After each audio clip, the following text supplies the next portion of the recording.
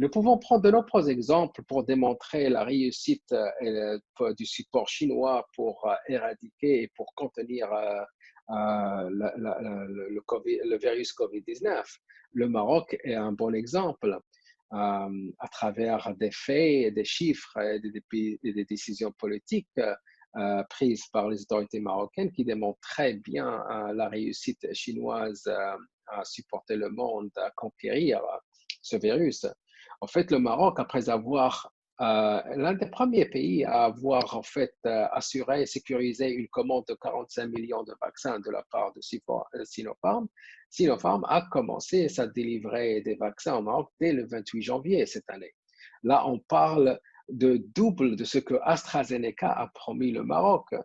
Jusqu'à aujourd'hui, aucun effet secondaire n'a été signalé par les autorités médicales au Maroc concernant l'usage Sinopharm. Et pour démontrer la confiance croissante dans le vaccin chinois, Sa Majesté le roi Mohammed VI a approuvé et a assisté à la cérémonie de signature du protocole de coopération entre le Royaume du Maroc et le groupe Sinopharm. Le projet est un investissement d'à peu près 500 millions de dollars qui a pour objectif non pas que de renforcer la capacité du secteur médical marocain non seulement à améliorer sa stratégie nationale de vaccination, inclus COVID-19, mais aussi supporter dans un avenir proche une capacité marocaine, régionale, africaine, au niveau de la recherche, du développement et production de vaccins. Et ça, c'est important. Et ce que se passe maintenant au Maroc se passe aussi au Moyen-Orient, se passe aussi en Égypte, se passe aussi aux Émirats, se passe aussi dans des pays d'Amérique latine.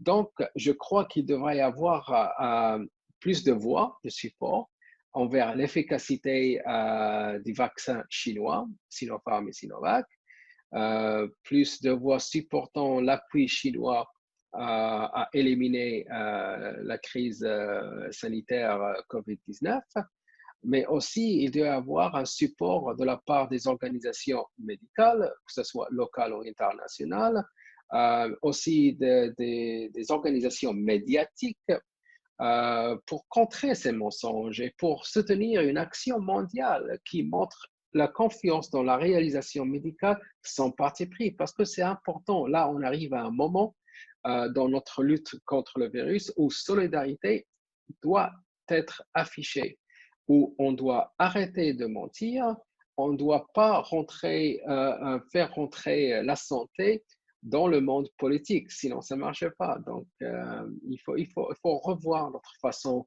de discuter nos affaires de santé mondiale. Et là, je pense qu'il faut arrêter ces mensonges par rapport à la Chine, tout en supportant une action globale.